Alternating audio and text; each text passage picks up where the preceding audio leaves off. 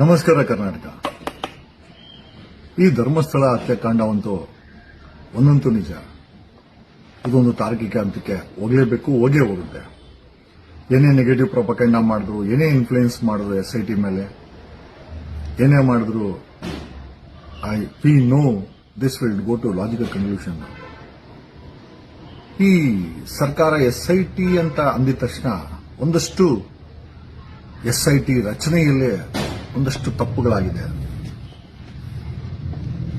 ಸಾಮಾನ್ಯವಾಗಿ SIT ರಚನೆ ಅಂತಂದ್ರೆ ಚೀಫ್ ಮಿನಿಸ್ಟರ್ ಇನ್ಸ್ಟ್ರಕ್ಷನ್ಸ್ ಕೊಡ್ತಾರೆ, ಅದರ ಮೇಲೆ ಚೀಫ್ ಸೆಕ್ರೆಟರಿ ಅವರು ಈ SIT ಕಾನ್ಸ್ಟಿಟ್ಯೂಷನ್ ಮಾಡುವಂತ ಒಂದು ಜವಾಬ್ದಾರಿನ ಹೊರಬೇಕಾಗುತ್ತೆ. ಸೊ ನಮಗೆ ಬಂದಿರೋ ಮಾಹಿತಿ ಪ್ರಕಾರ ಈ SIT ಅನ್ನು ರಾತ್ರೋರಾತ್ರಿ 11:30 ರಾತ್ರಿನಲ್ಲಿ ಡಿಸಿಷನ್ ತಗೊಂಡು ಮಾಡಿದ್ರು. ಭಾನುವಾರ ಬೆಳಗ್ಗೆ ಅದನ್ನು ಪಬ್ಲಿಷ್ ಮಾಡಿದ್ರು ಅಂತ. ಇನ್ನು SIT ಮಾಡಬೇಕಾದ್ರೆ ಒಂದಷ್ಟು ಸಭೆಗಳನ್ನ ಮಾಡಬೇಕಾದಂತ ಜವಾಬ್ದಾರಿ ಎಕ್ಸಿಕ್ಯೂಟಿವ್ಸ್ ಮೇಲೆ ಇದೆ. CM ಏನೋ ಮೌಖಿಕವಾಗಿ ಹೇಳಿದ್ರು ಸಹ ಒಬ್ಬ ಚೀಫ್ ಸೆಕ್ರೆಟರಿ ಮತ್ತೆ ಹೋಮ್ ಸೆಕ್ರೆಟರಿ ಮೇಲೆ ತುಂಬಾ ದೊಡ್ಡ ಜವಾಬ್ದಾರಿ ಇದೆ.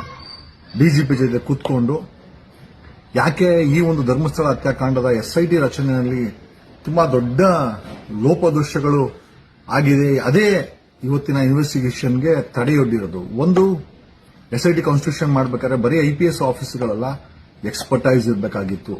ಯಾವ ರೀತಿ ಎಕ್ಸ್ಪರ್ಟೈಸು ಅಂತಂದ್ರೆ archaeological experts, anthropology expert, forensic expert ಇಲ್ಲ ಓದಿರ್ಬೇಕು. ಅದನ್ನ ಅದೇ IPS ಆಫೀಸರ್ ಓದಬೇಕು.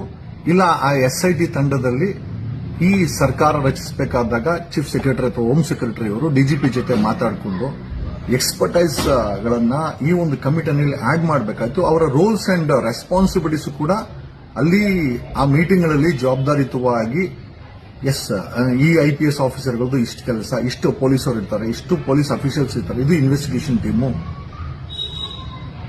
ಆರ್ಕಾಲಜಿಗೆ ಸಂಬಂಧಪಟ್ಟಂತ ಎಕ್ಸ್ಪರ್ಟ್ಸ್ ಯಾವ ರೀತಿ ಅದನ್ನ ಎಕ್ಸಿಬಿಷನ್ ಮಾಡಬೇಕು ಅಂತ ಹೇಳ್ತಾರೆ. ಟೆಕ್ನಾಲಜಿ ಬಳಸಬೇಕಾದಂತ IPS ಆಫೀಸರ್ಗಳು ಅಲ್ಲ, ಈಗ ನೀವೆಲ್ಲ ನೋಡಿದ್ರೆ ಇವ್ರಿಗಳಿಂದ ಹೋದ್ರು, JCB ತಗೊಂಬಂದು ಅಗಿದ್ರು, ಅಗಿಯ ಕೆಲಸನ ಮಣ್ಣೋಡಿಯೋನು ಮಾಡ್ತಾನೆ. ಅದಕ್ಕೆ IPS ಆಫೀಸರು SIT ಯಾಕೆ ಬೇಕಾಗಿದೆ?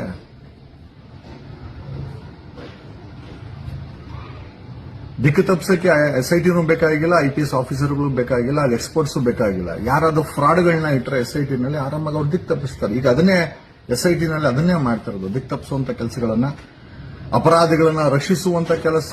ಮತ್ತೆ ನಿರಪರಾಧಿಗಳು ಧ್ವನಿ ಎತ್ತವ್ರ ಮೇಲೆ ಕೇಸ್ಗಳನ್ನ ಹಾಕಿ ಅವ್ರ ಮನೆಗಳನ್ನ ರೈಡ್ ಮಾಡಿ ಏನೋ ಹಿಂಸೆಗೆ ಹೊರಟಿದ್ದಾರೆ. But nothing can shake. Supreme Court ಅಲ್ಲಿ ಲೀಸ್ಟ್ ಒಂದು ಪೆಟಿಷನ್ ಅಂತೂ ಬಾಕಿ ಇದೆ. ಉಚ್ಚಾಟ ಮೆರೆದು